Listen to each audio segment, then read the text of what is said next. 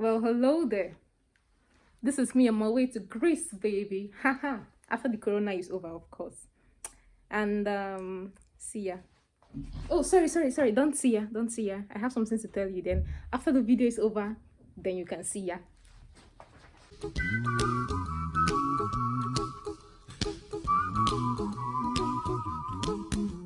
Hey international people, welcome to Ada's Place and I am Ada. If you haven't checked out the first video I made concerning things you should know before you travel, you might want to check that out. I'm going to link it to this and you can always visit it to have some knowledge and some tips on that. Okay, so today we're going to talk about the second part of the things you should have in mind before you travel, especially after the lockdown is over and after this whole craziness stops. The first thing you should have in mind, of course, is money. You're going to a different place, right? Things are going to be a little more expensive or maybe a little less expensive or whatever, but you need to be prepared to spend a little more than you're trying to create your budget. You should make some room for miscellaneous expenses, things you didn't plan for, things you just don't know. So bear that in mind. The second thing again is you should be aware of the accommodation you're going to stay in. Are you going to stay in a hostel, a hotel, an Airbnb, whatever it is? You should already make plans before you even set out, so you don't come in and become very stranded or pay more money because you're coming in without a reservation. Something else you should also pay attention to is food. Food is very important because of course you have to eat at some point. If you feel like your body doesn't really accept strange meals or things you're not used to eating, you might want to make preparations to come with your own local food or local snacks or food stuff or things like that, things you can prepare on your own, or maybe a portable pot. I've seen some of these portable pots, so you can come with that and make your own food yourself. But most countries also have places where you can buy international, like you can buy a local food stuff. You have the African market, you have the Asian market, you have stuff like that. You might also want to visit these places and get local things. They might be a little bit expensive, but at least you get to eat, right? Something else you should also know is the allergies. So if you're the type that you're free to eat whatever it is you like, but you're allergic to some things, you should want to pay attention to this, because some places where they have street food, you don't know what it is in preparing some of these dishes, you don't know what it is in preparing some of these things. You might want to pay attention to the kind of allergies or what you're allergic to before you eat, to prevent any form of emergency and going to the hospital. You don't want that to happen on your trip. So the next thing again is to get a phone number. It's always good to get a local phone number, because that way it's cheaper and people can always reach you at any time. But if you don't want to get a local phone number immediately, yeah, you can still make use of your WhatsApp. I think you can use your WhatsApp no matter the number you're using, even if it's not the local phone number. You can just link it in a bit. But I'll still recommend, I'll advise you get a local phone number, because if you're going to stay longer in that country and you want to register for some things, say you want to get a bank account, or you want to, some places for you to register your accommodation, you would need a phone number for that. Okay, so it's always good to get a local phone number. And the places you can get a local phone number, sometimes there are some shops where they sell these things. Like in Germany, for instance, there are places where they sell, you go to Spaties or depending, but there are still some shops that are reserved for getting phone numbers, say O2 or Leica Mobile or things like that. Or you can get some of these things too at the airport, although I think buying things at the airport is like very expensive. It's like very, very expensive. So the choice is yours. Something else you should know is the time you have before you change your current visa to a residence permit. This is for people that are going to stay longer in the country. If you're not coming as a tourist, you're coming to maybe live in the country for schooling, or maybe you got a job or something. You should want to know how long you're going to be on your visa before you change to a residence permit.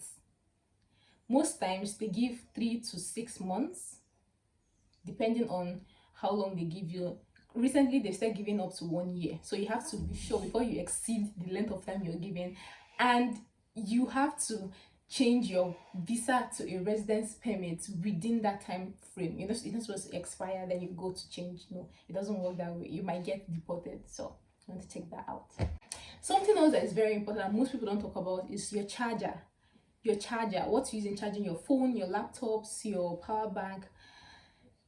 It's very important. The kind of charger or sockets, so plugs some country use might be different from the one you're used to.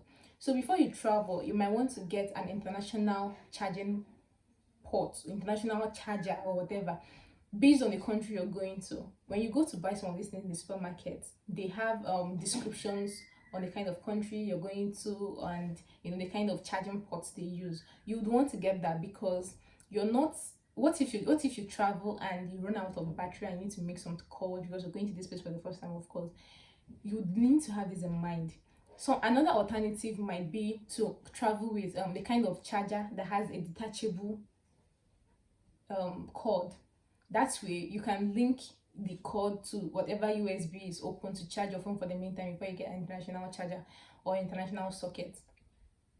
So you want to have this in mind before you travel, or even after you got into the place, should be one of the first things you buy based on the country you're going to. You would want to know the kind of people you're going to meet, right? Because people, different places, different cultures, of course, different behaviors, different sensitization, different things they have in mind. So you want to gradually get to know them, so you know how to approach them and know how to deal with them. For instance, some people, some regions, they might not be very friendly to visitors or strangers at first. They might want to get to know you first before they become very friendly to you. While some other people, they just, once they see you and they're just happy that you're in their place, they all warm up to you. They're always trying to take pictures, getting to know you and all of that. You would want to get to know some of these things so that you don't feel weird or you don't feel uncomfortable, or you just know how to react when this kind of situations. Also, you would know how you on your own part, coming from your own place, would react to these things. Maybe if you're from the country that you don't warm up very easily to people, and then maybe people, when you travel to a place where people are so, they just want to get to know you, they're just excited to see you and all of that, you would know how you would adjust accordingly to mix up with them, so it doesn't feel weird both for yourself and for them as well. Something else you should have in mind. And then another thing, give yourself time to adjust. I mean, if you're going to stay for a long time, this would make sense to you, to give yourself time to adjust. You're coming from a different place, you're coming from a different culture, from a different environment, and going into a newer place, new environment, new culture, new everything. Sometimes it might be very difficult for you to adjust, especially to the cultures, but it's okay. It's okay to make some mistakes at first. It's fine. Gradually you'll get to know these people better, you'll get to communicate better with them, you'll get to use some of the slangs, some of the street language they use, and you'll get to blend in perfectly. So give yourself time. Something else that is very necessary, I don't know why I didn't talk about it in the first place.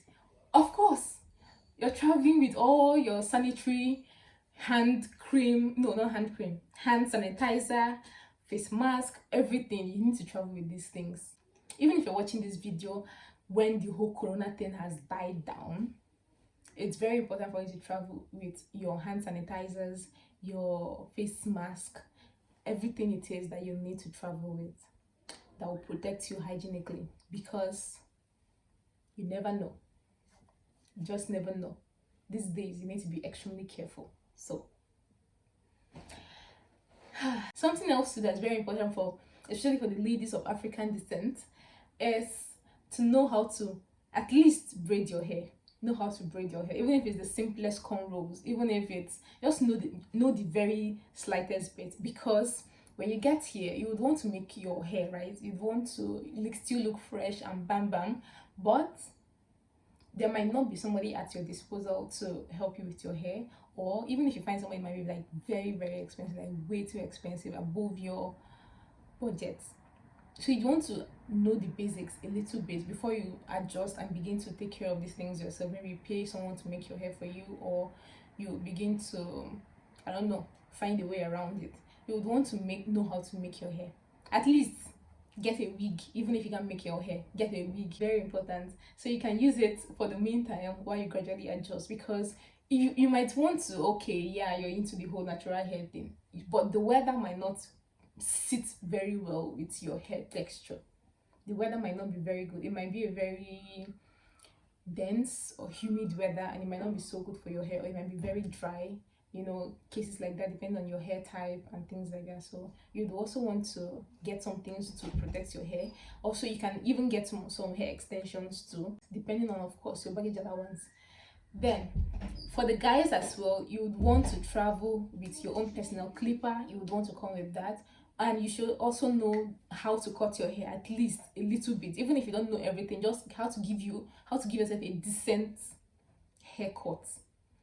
Because if you're African and you're traveling to, say, a place like Asia, their hair texture is different from yours. So even if you might find barbers around, they might not know how to cut your hair the way you like it. Or if you're Asian and you're traveling to Africa or Europe, the same thing applies. Hair textures are different, and the way people cut their hair in their country is different from the way they cut a different person's hair from a different country that has a different texture. So to prevent some embarrassing situations or some awkward looks, you would want to at least know how to take care of your hair for the meantime, while you experiment with some of the barbers around until you get the one that cuts your hair the way you like it. Okay, so now that you know some of these things, I hope and I wish you have a very sweet journey. I don't know if there's any other thing you want me to talk about. You can leave it in the comment section. Let me know what you think about this video, and if you have some more suggestions on the kind of content you want me to create next, just let me know. But for the meantime, enjoy your trip, enjoy your journey, enjoy your flight, enjoy everything it is that you're going to do when you get to your destination, and hope you have fun. Okay, so we've gotten to the end of the video, and I have to continue my journey, of course, to Greece, and I'll see you guys later. Ciao.